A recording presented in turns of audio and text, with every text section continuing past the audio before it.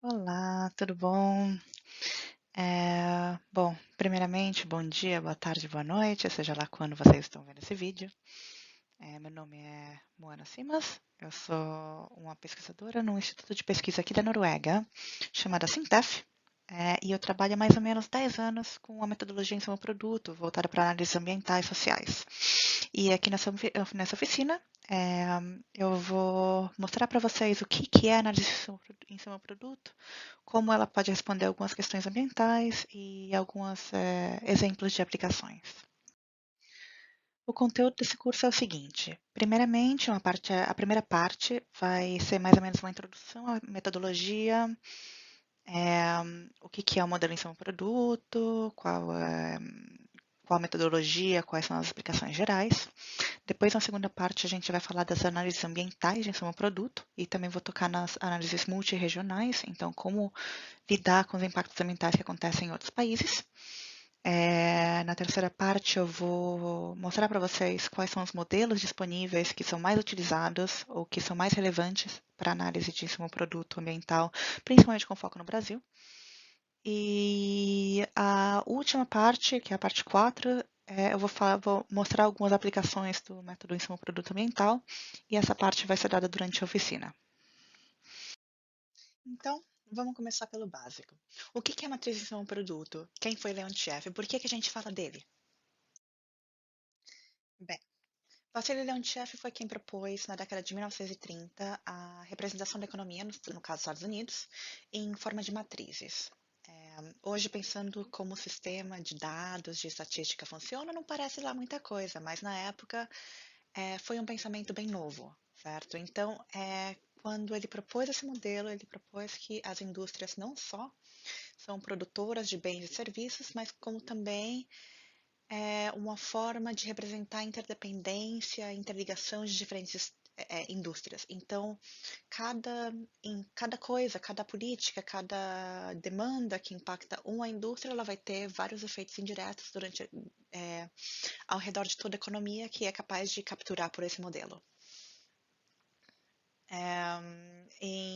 Esse modelo foi tão importante, tanto para como ferramenta estatística e econômica, que em 1973 o Leontiev recebeu o Prêmio Nobel de Economia por causa da matriz em um produto, do modelo em um produto. E essa matriz, junto com as tabelas de uso e recursos, que também têm mais ou menos a mesma finalidade, a mesma filosofia, elas se tornaram algumas das ferramentas mais utilizadas. Tanto as matrizes são produtos quanto as tabelas de uso e recurso, elas fazem parte do sistema de contas nacionais. Esse sistema de contas nacionais, ele é um sistema internacional para construir e reportar estatísticas macroeconômicas entre diferentes países. Assim que cada país que relata suas estatísticas, relata de um jeito que pode ser comparável, pode ser estudado entre diferentes países. Então, não é que cada um tem o seu jeito de reportar o crescimento econômico, o impacto econômico, etc. Esse sistema de contas nacionais teve origem no pós-guerra, em 1947, para formar essas normas internacionais, e em 1968, tanto as matrizes dos produtos quanto as tabelas de recursos e usos, elas começam a fazer parte do padrão. E hoje, essas matrizes de insumo produto e as tabelas de uso e recurso, elas são publicadas, não necessariamente frequentemente, pelas maioria dos países. Tá. Agora que a gente entendeu como surgiu, por que surgiu, né, e qual que é a principal representação da matriz de insumo produto, então, como que é uma matriz de insumo produto? O que realmente é? Então, aqui a gente tem uma representação bem simplificada de uma matriz de produtos com 4 indústrias, que seriam agropecuária, indústrias extrativas, indústria da transformação e serviços, além de importações, valor adicionado, produção total e demanda final. Essa matriz representa, digamos, uma foto da economia em um certo ano. Então, no certo ano, você tem um, digamos, uma foto, uma estrutura, uma gravação, digamos, de tudo que foi produzido e tudo que foi consumido na economia durante um ano. Então, quando a gente olha na horizontal, digamos, a gente parte do lado esquerdo até o lado direito dessa matriz, a gente vê para onde que as indústrias vendem os seus produtos. Então, para outras indústrias, para consumidores finais, etc. E quando a gente olha assim na vertical, então de cima para baixo, a gente vê quais são os produtos, quais são os bens e serviços que as indústrias consomem. Então, de onde que elas compram produtos para produzir elas mesmas. Então, por exemplo, na diagonal, a gente tem aqui as indústrias produzindo e fornecendo bens e serviços para elas mesmas. Então, por exemplo, aqui a gente tem a agropecuária fornecendo bens e serviços para a própria indústria agropecuária. Então, o que isso quer dizer? Por exemplo, a gente tem a produção de grãos pelas fazendas, servindo como ração para a produção de animais. Então, essa transação estaria nessa célula. Então, fora das diagonais, a gente tem o consumo de bens de outras indústrias para a produção. Por exemplo, aqui a gente tem os produtos da indústria extrativa que são usados para a indústria da transformação. Então, por exemplo, minério de ferro sendo utilizado para a produção de aço, ou madeira da produção florestal sendo usada para a produção de papel. Além dos insumos para a produção industrial, para a produção de bens e serviços, a gente tem os consumidores finais. Que quem são? Somos nós, consumo das famílias, os gastos de governo, investimento, infraestrutura. Então, quando, por exemplo, a gente faz investimentos em máquinas, ou constrói cidades, constrói pontes, e etc. E é aí que tá. Assim, quando a gente vai no supermercado, a gente compra alguma coisa, também tá aí nessa demanda final. E além de nós, dos consumidores, dos governos e tal, também quando a gente fala da matriz de insumo produto de um país, aí também estão as exportações que vão para os outros países, tanto de produtos finais, como por exemplo, sei lá, celulares, quanto produtos intermediários, que seriam aqueles que são insumos para a produção de outras coisas, como por exemplo, barras de aço. Além disso, a gente tem também o valor adicionado por indústria, que é a diferença entre o custo dos insumos, ou seja, o custo de tudo que a empresa consome para a produção, e o valor final da produção. Então, aí entra gastos com empregados, margem de rendimento, lucro, margem de operação, todos os encargos trabalhistas, consumo de capital, impostos e subsídios, entre outros. Então, quando a gente soma todo esse valor adicionado em todas as empresas, em todas as indústrias, a soma disso tudo é o PIB do país. E, finalmente, a gente tem a produção total, que seria a soma de tudo que é produzido ou a soma de tudo que é consumido na economia. Então, esse modelo é um modelo simétrico, em equilíbrio, digamos, onde o consumo total é igual à produção total. Mas o modelo de um produto não é só um jeito de mostrar a economia, né? Mas ele é também, e principalmente, é um jeito de calcular quais são todos os efeitos indiretos na economia, da produção e demanda de políticas, etc., que podem impactar cada indústria.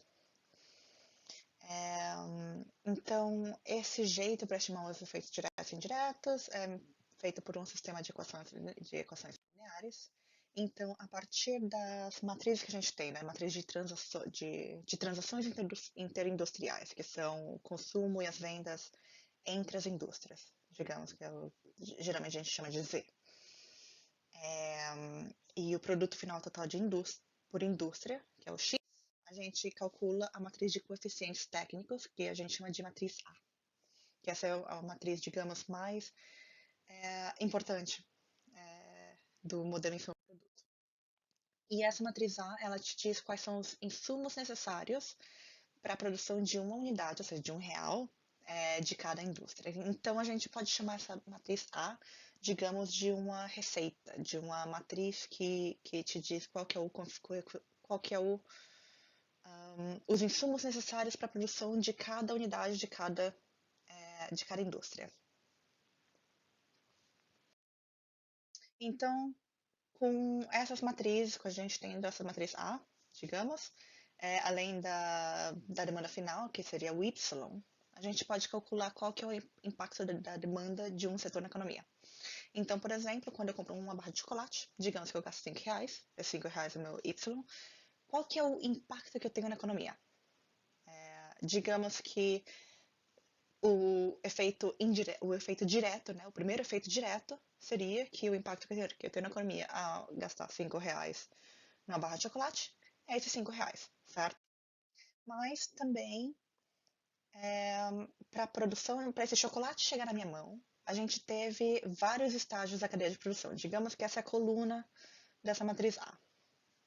Então, a gente tem os insumos que são comprados no comércio, a gente tem os insumos da fábrica de chocolate, insumos de leite, da produção de leite, insumos da agropecuária e tudo mais.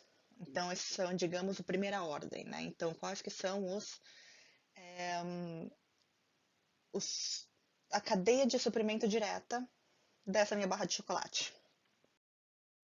Porém, cada um desses nós dessa cadeia de suprimento, eles também têm as suas próprias cadeias de suprimento. Então, digamos, essa segunda ordem, que seria a cadeia de suprimento da cadeia de suprimento da barra de chocolate. E assim a gente vai infinitamente, basicamente, até a gente ver quais que são todos os efeitos totais em todas as cadeias de suprimento de todos a cadeia de suprimento da minha barra de chocolate, certo? Então, o impacto na economia dessa demanda de um chocolate, a gente, por meio de uma série de equações lineares, a gente chega na matriz de Dirichlet. Que essa matriz de Dirichlet é também chamada de matriz inversa, que ela mostra quais que são todos os insumos de outras indústrias, os insumos totais necessários para a produção de uma unidade, R$1, de produtos finais de cada indústria.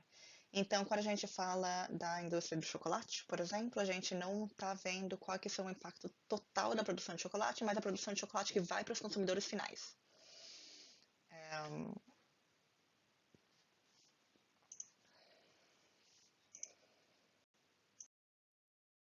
E aqui a gente pode ver como que é a matriz de hidrogênio-chefe do Brasil. Então, essa aqui é a matriz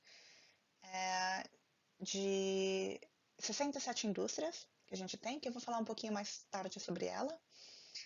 E quais são os coeficientes dessa matriz de hidrogênio-chefe. Então, por exemplo, aqui entre agricultura e insumos da agricultura para a agricultura, de 1,027, etc. Isso quer dizer que para cada real vendido da agricultura para os consumidores finais, para as famílias, para o governo, para exportações e etc., a própria agricultura ela produz 2,7% a mais do que esse R$1 que é produzido para os produtos finais. E esse 2,7% a mais, que são os insumos para outras indústrias, ou para ela mesma, para a produção desse R$1 que vai para os consumidores finais. Tá, agora a gente já falou tanto da parte econômica, né, da matriz insumo-produto, mas qual que é a aplicação dessa ferramenta para análise ambiental? Então, agora a gente vai para a segunda parte desse curso, que é olhando para o que é análise ambiental de insumo-produto e como que a gente pode usar os modelos nacionais e globais para ver os impactos no meio ambiente. Então, a primeira vez que o insumo-produto foi utilizado para análise ambiental de poluição foi pelo próprio Lantieff na década de 1970. Então, além de cada indústria ter todos os insumos que consome, qual é o consumo de importações, qual que é o valor adicionado, qual que é a produção total, você tem também um campo que diz quais são todas as emissões de poluentes de cada indústria. Na década de 1970 e 1980, por causa da crise do petróleo de 1970, começaram a surgir vários estudos ligando o consumo de energia e de combustíveis à produção e ao consumo, ligados na matriz de um produto. Então, vários pesquisadores começaram a se perguntar qual que vai ser os efeitos indiretos de crescimento de diferentes indústrias, de políticas industriais e políticas econômicas sobre o consumo e a demanda de derivados de petróleo, para se antecipar qual que é como lidar com o problema de suprimento de petróleo. Na década de 1990, a gente começou a discutir mais em negociações internacionais e em âmbito internacional a questão das mudanças climáticas e com isso também, com esse assunto que começou a entrar em pauta, começaram a surgir os primeiros estudos ligando as emissões de CO2 à matriz de um produto. Hoje em dia, a gente tem uma quantidade bem variada de análises utilizando diversos indicadores sociais e ambientais com a matriz de um produto. Então, pegando o nosso exemplo simplificado da matriz de um produto, a gente tem lá embaixo aquela última linha da nossa matriz, então são os nossos indicadores ambientais ou sociais ou outros indicadores que a gente pode colocar. E seria, digamos, uma extensão da matriz de um produto. Nesse caso aqui, por exemplo, são as emissões de CO2. Então, a gente pode olhar para vários indicadores, tanto os ambientais, sociais, etc., contanto que eles tenham duas condições. Uma, que eles estejam na mesma classificação, que é a matriz de um produto, então, se é na mesma classificação industrial, em termos de número de indústrias, de como classificar elas, então, o que seja da agropecuária está na agropecuária, o que seja da indústria da transformação esteja na indústria da transformação. E dois, que sejam indicadores que existem correlação, pelo menos, entre as pressões ambientais e a produção econômica. Então, qualquer coisa que seja um insumo ou uma consequência direta de produção econômica pode ser usado como um indicador.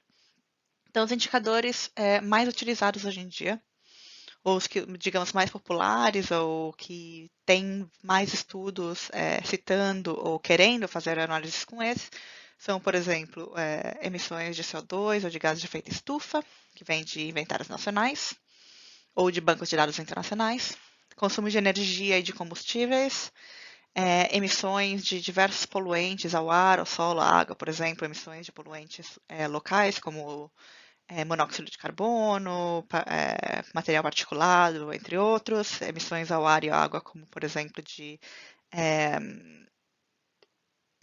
efeito de eutrofização de corpos d'água. A gente também tem indicadores de uso de água, de irrigação, de uso da terra, consumo e extração de materiais, além de indicadores de empregos, que eles podem ser por vários, digamos, classificações ou qualitativas, né? Como, por exemplo, emprego por gênero, por educação, por formalidade, empregos em situação análoga à escravidão, entre outros, para a gente poder ver quais são os impactos sociais, por exemplo, que a gente pode ter em políticas econômicas. Então, como a gente já falou, quando a gente olha todos os impactos indiretos da economia, por exemplo, do consumo de um chocolate, a gente tem todos os efeitos indiretos em toda a cadeia de suprimento, a cadeia de suprimento da cadeia de suprimento, e todos esses efeitos causam também pressões ambientais, em emissões, em água, em uso da terra, em uso de energia, e entre outros. Então, se a gente pegar todos os impactos ambientais que acontecem em todas essas indústrias, diretos e indiretos, a gente pega todos por exemplo, as emissões de CO2 que acontecem por causa do consumo desse chocolate, da demanda desse chocolate, por exemplo, a gente chega no que a gente chama da pegada de carbono. Então, utilizando a matriz de Dirac-F e utilizando esse sistema de equações também, a gente tem uma linha, a linha de emissões a gente pode fazer do mesmo jeito que a gente fez com o coeficiente técnico, a gente faz coeficientes ambientais. Então, seria quais são as emissões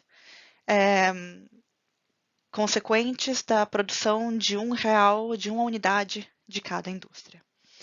E multiplicando essa linha de coeficientes ambientais pela matriz de Longchamp, a gente chega aos multiplicadores ambientais, que seriam as emissões totais na economia para a produção de uma unidade de produtos finais de cada indústria. Até agora, a gente estava olhando para um modelo em ser um produto de um só país, né? Então, no caso do Brasil, quais são os impactos ou quais são as pressões ambientais em energia, em emissões, em uso de terra, uso de energia, água, etc., do consumo de um chocolate, certo? Mas, quando a gente trabalha com a matriz de um produto de um só país, a gente só vê os impactos que ocorrem nesse país. Em todo caso, o, o impacto do meu consumo, né, da minha demanda de um chocolate, a gente só vai ver quais são os impactos que acontecem no Brasil. E a gente não contabiliza, por exemplo, quais são os impactos que ocorrem fora do Brasil. E por que que isso é relevante, né? Bom, o Brasil foi fundado por causa do comércio internacional, né? Digamos que os portugueses queriam chegar nas Índias para comprar tempero e acabaram chegando no Brasil. O mundo basicamente sempre foi global e hoje em dia é muito mais global. Nas últimas 2 décadas, né, o comércio internacional aumentou consideravelmente, fragmentação de produção das cadeias de produções, elas passaram de cadeias nacionais para cadeias regionais para cadeias globais. E hoje é praticamente impossível encontrar algum produto que não possua nada de importado na cadeia de produção. Seja insumo direto, importação de insumos, ou seja, lá atrás, por exemplo, insumos para produção de fertilizantes, para produção de maquinários, de minérios e etc. Então, dependente de qual produto que a gente olha, de qual país que a gente olha, essa parte de impactos que acontecem fora das bordas do país passa a ser mais ou menos importante. Então, vamos continuar com o exemplo do chocolate.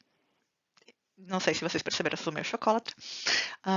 Se a gente vê a cadeia de suprimentos da Nutella, né? A gente tem a empresa, que é a Ferrero, lá na Itália. E só que quando a gente fala, tudo bem, eu compro um chocolate que é um Ferrero Rocher, sei lá, um Nutella, e eu comprei ele no Brasil. Então, os efeitos, onde é que estão os efeitos na cadeia de suprimento? Estão no Brasil? Estão só no Brasil? Estão só entre o Brasil e a Itália, porque afinal a, a empresa é italiana?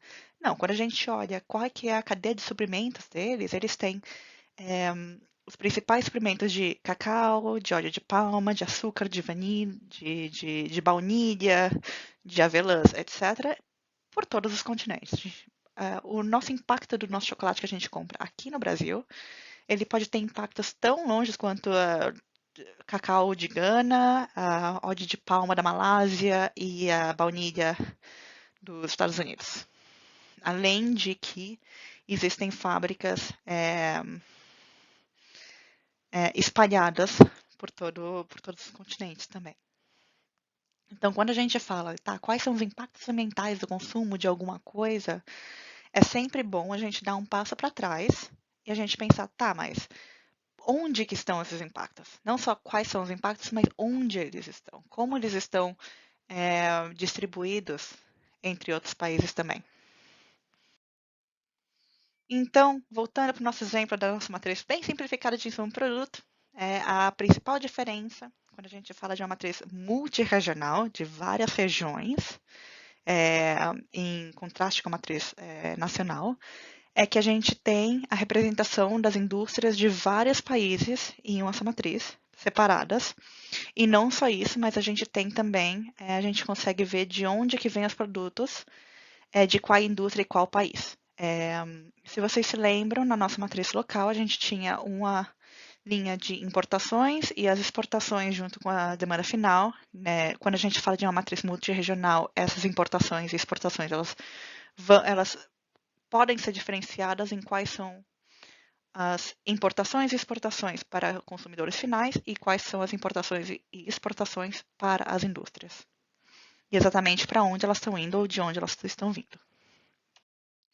Então, por exemplo, aqui a gente tem, digamos que o país 1 é o Brasil e o país 2 é a Itália, a gente teria os insumos, os bens e produtos da agropecuária no Brasil, por exemplo, a produção de óleo de palma no Brasil, indo para a indústria de transformação, ou seja, a fábrica de chocolate, na Itália.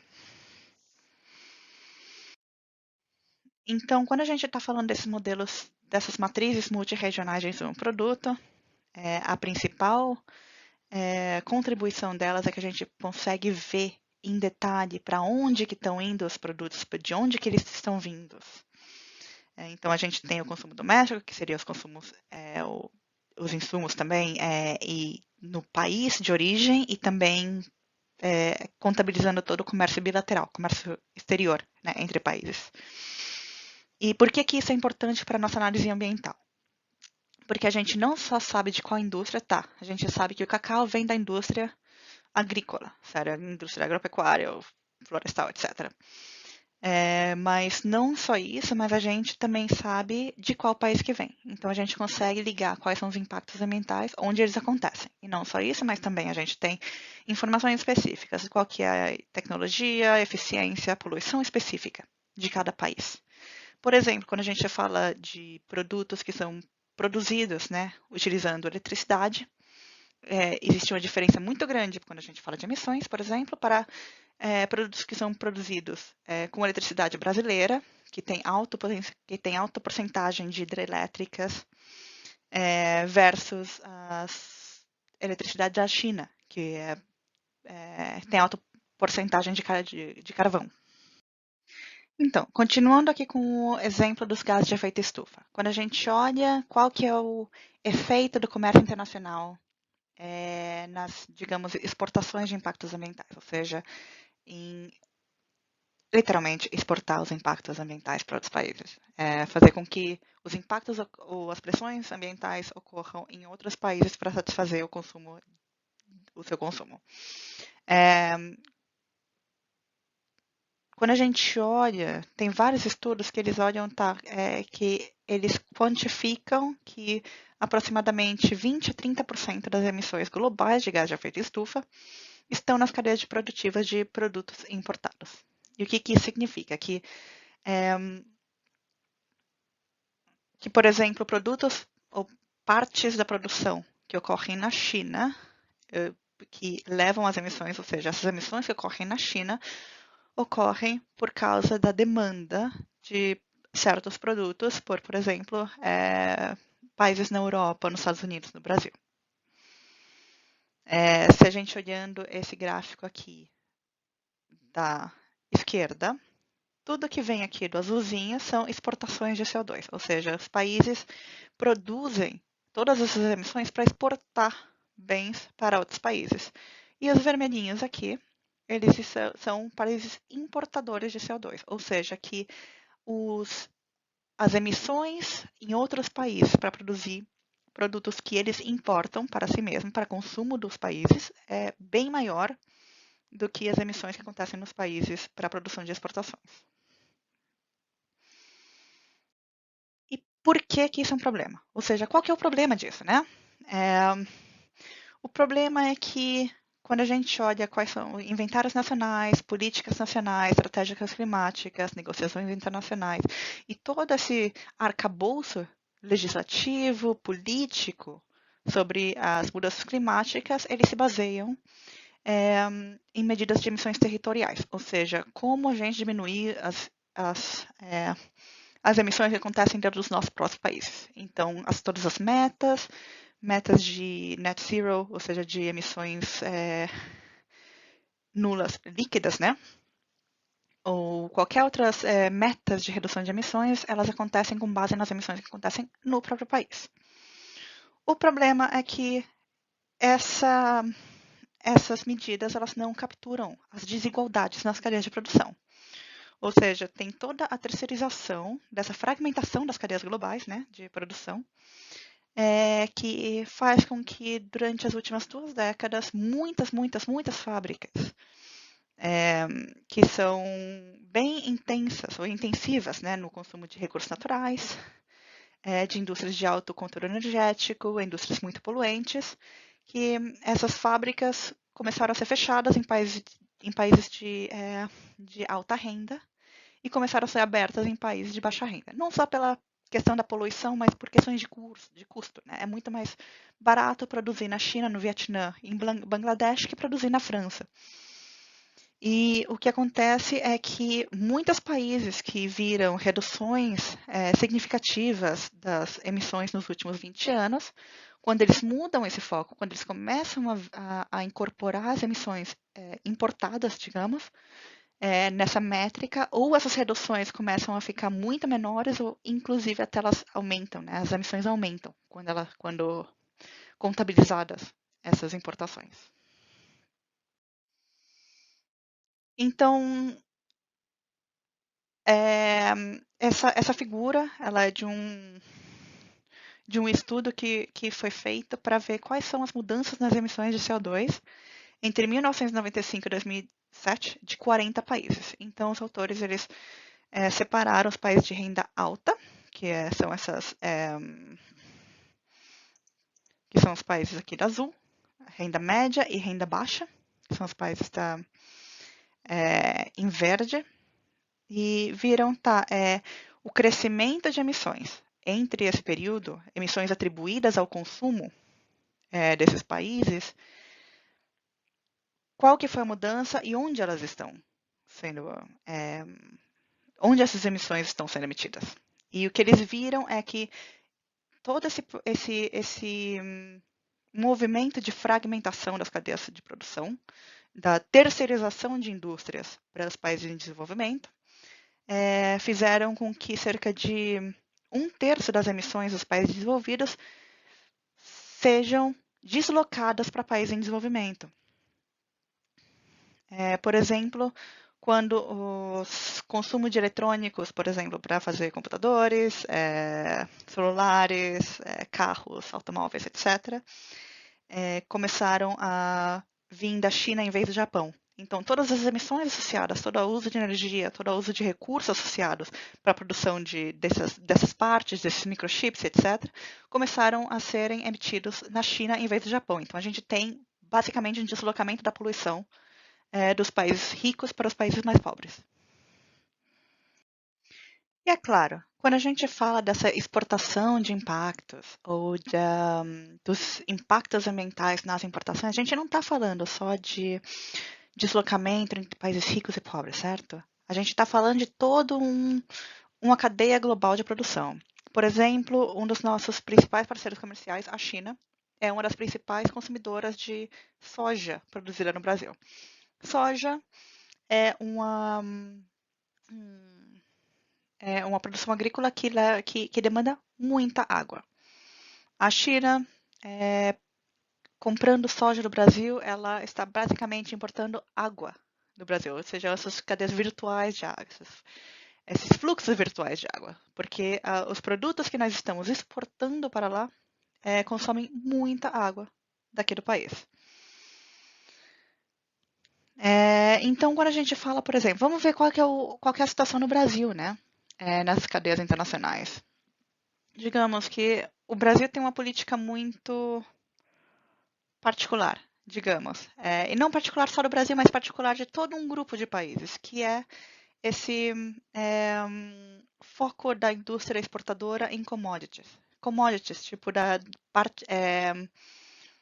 indústrias extrativas e de produção primária, ou seja, o Brasil é um grande exportador de petróleo e gás, de minérios, como minério de ferro, óleos combustíveis, como de soja, produtos animais, alimentos, ração, né, soja, açúcar, café, entre outros. Então, é lógico que quando a gente fala da questão ambiental, da questão econômica, a gente tem que olhar para todos esses benefícios e para os impactos que acontecem.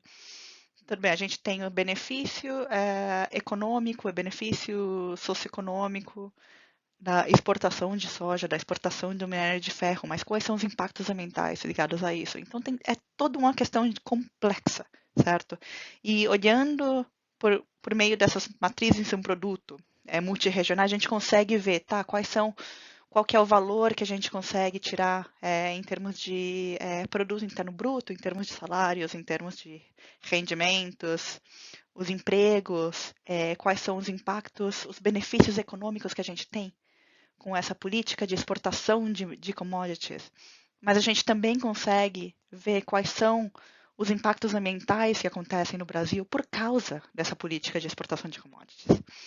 Então, tem um estudo de 2011 de vários países, entre eles o Brasil, que olha para quais são as exportações líquidas do país, ou seja, subtraídos os impactos em outros países das nossas importações, nós somos exportadores ou importadores de vários impactos ambientais. E olhando para gás de efeito estufa, materiais, consumos de água e uso da terra, o Brasil é exportadora, ou seja, exporta muito mais impactos do que consome. Em termos de gás de efeito estufa, os impactos, as emissões nas exportações não são muito altas, são de apenas 3% das emissões nacionais, porém, essas emissões não levam em conta emissões de desmatamento e mudança no uso da terra, que corresponde a praticamente 50% das emissões do Brasil. E essas de desmatamento e uso da terra estão bem ligadas à exportação de commodities. Então, logo, as emissões de gás de efeito estufa, apesar de ser 3% das emissões nacionais, não é muito alta, mas não contabiliza muito dos impactos que acontecem por causa do uso da terra. Em termos de materiais, o Brasil exporta, junto com seus produtos exportados, cerca de 30% de todos os materiais extraídos no Brasil. Ou seja, aqui que a gente está falando de minérios, de biomassa, de combustíveis e tudo mais. E não só exatamente, tipo, se a gente exporta 1 tonelada de soja, não é só 1 tonelada de material que a gente está exportando, mas também todos os materiais na cadeia de suprimento dela, certo? Então, quando a gente exporta 1 tonelada de soja, existe mais X toneladas que são produzidas e que não são parte dessa exportação, porque são, por exemplo, resíduos, são perdas, etc. Além de, quando a gente extrai minério, tem todo esse resíduo mineral que estão nas barragens também. Então, 30% de toda a extração de materiais no Brasil é relacionada a produtos exportados.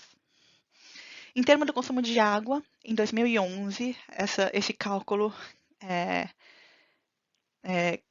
estimou que 17% de toda a água de irrigação consumida no Brasil está na cadeia de suprimentos das exportações brasileiras.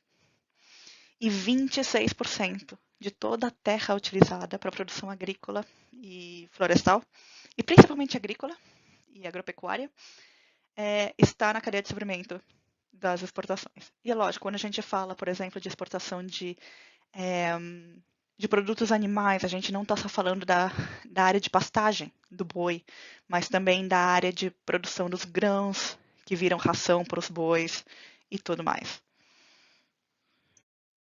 Certo. Agora que eu já falei, tá? O que é insumo-produto, como se faz análise ambiental de insumo-produto, quais resultados que a gente pode ter, agora eu vou passar para a terceira parte, que é a última parte da sala virtual, que eu vou mostrar para vocês quais são os modelos disponíveis de insumo-produto que vocês podem utilizar. E são os principais que vocês vão ver. Se vocês começarem a ler sobre estudos de insumo-produto ambiental, vocês com certeza vão ver alguns desses modelos nos papers, nos relatórios, etc. Então, começando pelo, digamos, mais importante para o Brasil, ou para a base de todos os modelos que contam com o Brasil, que é a matriz de insumo-produto do Brasil. Essa matriz de insumo-produto do Brasil ela é publicada pelo IBGE. São disponíveis 4 tabelas em 2000 e 2015, com um intervalo de 5 anos entre elas. Infelizmente, não temos a de 2020. Quem sabe em 2025 a gente tenha uma. E essas tabelas elas estão em 3 detalhes diferentes que a gente pode usar. Em 12, 20 e 67 indústrias. Para análise ambiental, quanto mais indústrias, melhores. Porque é muito diferente, por exemplo, a gente ter uma indústria agropecuária para diferentes, por exemplo, indústria agrícola e indústria pecuária. Para quando a gente fala de impactos ambientais, são impactos muito diferentes entre as indústrias, certas? Eu mencionei algumas vezes as tabelas de uso e recurso, primeiro, lá na introdução. Essas tabelas de uso e recursos, elas são duas tabelas, na verdade. Uma tabela de usos, que é o que as indústrias usam de outras indústrias, de bens e serviços, e a tabela de recursos, que é o que as indústrias produzem. E essas duas tabelas, elas são o ponto de partida para se fazer tabelas de insumo-produto. Então, a partir delas, você pode criar tabelas de insumo-produto com muito pouco esforço. E praticamente zero dado a mais, digamos. Tudo que você precisa para criar tabelas de insumo-produto estão nas tabelas de uso e recurso. E essas tabelas, no IBGE, elas são publicadas anualmente, a mais recente é de 2019. Então, caso vocês queiram fazer um estudo de insumo-produto do Brasil, eu recomendaria criar uma tabela o mais recente possível, a partir das tabelas de usos e recursos. E essas tabelas, elas têm detalhes em até 68 indústrias ou 128 produtos. Essa matriz de insumo-produto do Brasil só tem disponível lá dados econômicos, ou seja, quais são os insumos e produtos, digamos, das indústrias, consumidores, que vai para os consumidores finais, etc. Mas a gente pode estender essa matriz com indicadores de emprego, de emissões, ou o que quer que seja que a gente quiser, mas construídos a partir de bases de dados abertas, por exemplo, do Inventário Nacional de Emissões de Gases de Efeito Estufa, de tabela de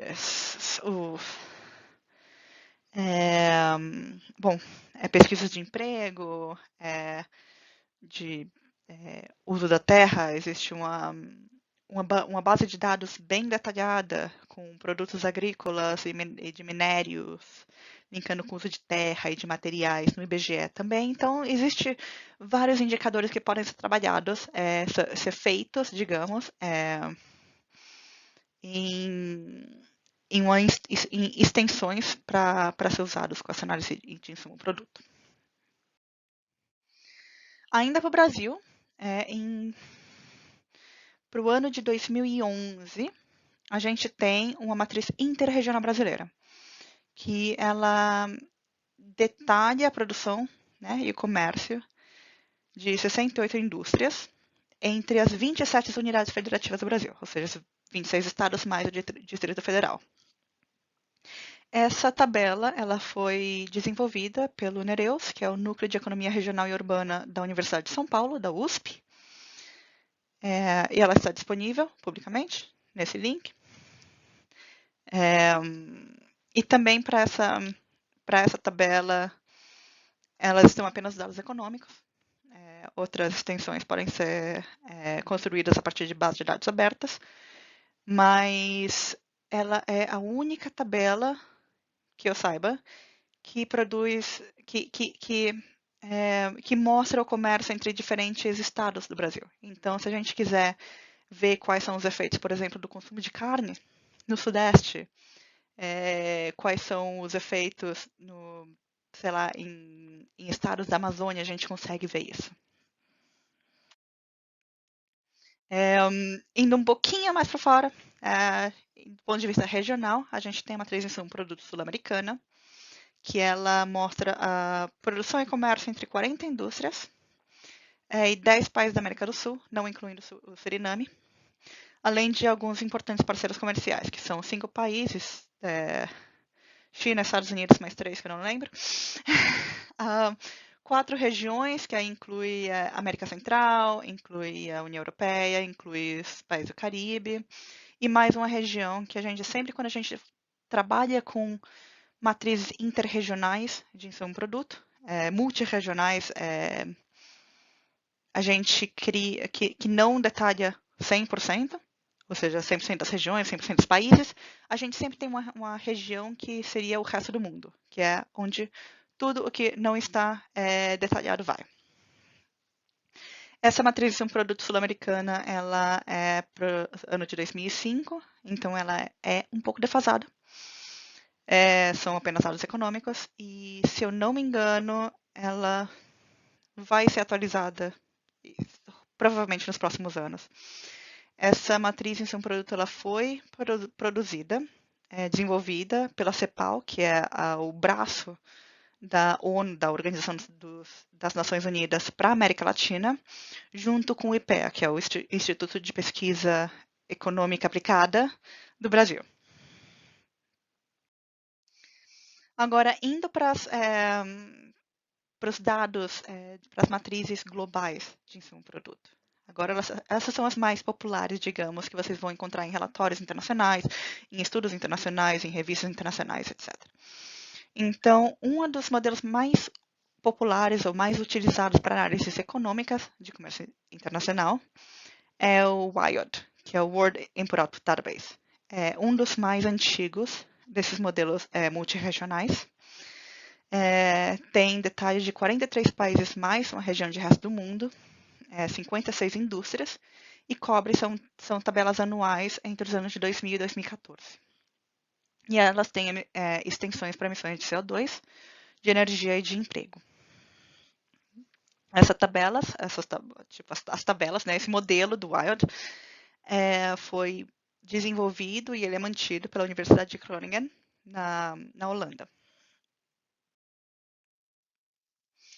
Temos também o ICIO, que é o Intercountry Import-Output Database, que é desenvolvido e mantido pela OCDE, que é a Organização de Cooperação Econômica e Desenvolvimento Econômico.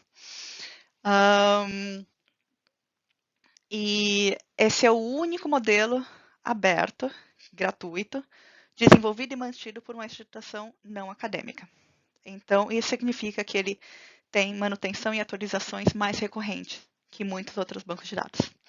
E digamos, em termos de similaridade entre os dados econômicos e os dados econômicos que a gente acha nas instituições de estatística dos países, é o que é o mais perto. Então, com menos incertezas nos dados econômicos. Essa matriz ela detalha 66 países, mais uma região de resto do mundo, 45 indústrias, e ela tem tabelas anuais entre 1995 e 2018. Além disso, apesar de não ter diretamente na matriz de insumo-produto, existem extensões, indicadores de CO2, de emprego, outros indicadores disponíveis na base de dados da OCDE. E esses dados estão disponíveis para a maioria dos países, se não para todos, para a maioria dos anos, se não para todos, e dados que sejam faltantes podem ser complementados com outros bancos de dados internacionais. Exiobase é um dos modelos mais completos, que eu consideraria mais completos para análises ambientais, apesar de ter alguns problemas de incerteza de atualizações. Essa é uma matriz interregional global, com um maior detalhe de setores, que descreve a economia global em 44 países, mais 5 regiões de resto do mundo, uma para cada continente, com 163 indústrias e 200 produtos, então você pode achar tanto indústria por indústria quanto produto por produto, essas tabelas. São tabelas anuais também, cobrindo os anos entre 1995 e 2011, além de tabelas estimadas entre 2012 e 2016, que são basicamente construídas com base em agregados macroeconômicos disponíveis em bancos de dados internacionais e dados de comércio exterior também disponíveis em bancos de dados internacionais. E por que é tão popular para utilizar para análises ambientais? É porque, além da alta resolução de indústrias, ela também tem vastas extensões ambientais. São vários tipos de emissões, tanto de gás de efeito estufa quanto de outros poluentes ao ar, ao solo, à água. uso de água, uso de energia, uso de materiais, uso de terra, emprego. Essa matriz, ela também foi, digamos, ampliada para outras análises por outros projetos também. Aqui eu tenho 2 projetos, que é o Exciobase 3XR, que ele amplia o detalhe dessa matriz em seu produto das 5 regiões agregadas para 170 países. Então, ela cobre mais de 200 países do mundo. E extensão de uso da terra de cada desses países. Além do RMRO, que ele amplia os detalhes das 5 regiões agregadas para 145 países, tem no total quase 200 países, e também inclui alguns indicadores ambientais, com base no EORA, que é a próxima tabela que a gente vai ver. Tanto o Exciobase quanto o Exciobase 3R quanto o RMRO, eles estão abertos, disponíveis para download gratuito e uso gratuito para pesquisa. O EORA é uma matriz interregional global também, com alto detalhe de países, cobrindo 190 países no mundo. Detalhe de indústrias mistas, ou seja, alguns países têm 26 indústrias, outros países têm 500 e até 511 indústrias. Então, ele é um pouco difícil de ser utilizado. São tabelas anuais, cobrindo entre os anos de 1990 e 2021. Se eu não me engano, até 2015 são as tabelas anuais e 2016 em diante são estimativas baseadas em agregados macroeconômicos e dados de comércio exterior. E esse modelo também tem uma versão mais simplificada, mais fácil de usar, digamos, user-friendly, que tem 26 indústrias harmonizadas. Então, todos os países possuem 26 indústrias. É fácil de usar, tem vários indicadores ambientais, emissões de gás de efeito estufa, poluentes, uso de água, minerais, materiais e terra, além de emprego. Porém, esse modelo tem alta incerteza em vários dados econômicos, principalmente nos países que não estão cobertos pelos modelos pelas matrizes que eu apresentei antes, que é WILD, ICIO e Exciobase. E também alguma incerteza em alguns dos indicadores ambientais. E, além do mais, não é um banco de dados que é atualizado muito frequentemente. A gente também tem um modelo muito novo, que é o Gloria, que é o Global Resource Input-Output Assessment, que ele foi desenvolvido esse ano. A primeira versão foi publicada esse ano. E, digamos, é uma atualização, ou uma versão 2.0, digamos, do EORA. Foi desenvolvido pelo Laboratório Virtual de Ecologia Industrial, que é uma cooperação entre a Universidade de Sydney e a Universidade de New South Wales, na Austrália.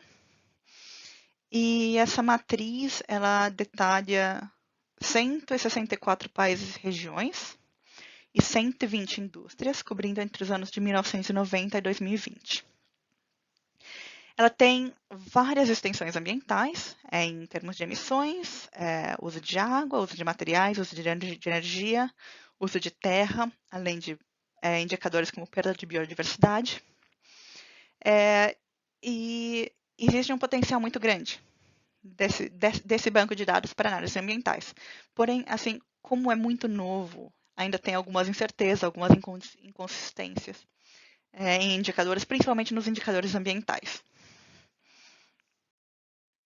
E, finalmente, a gente tem um dos modelos bem populares, bem antigos, na verdade, que é o GTAP, que é o Global Trade Analysis Project. Ele é desenvolvido e mantido pela Universidade de Purdue, nos Estados Unidos.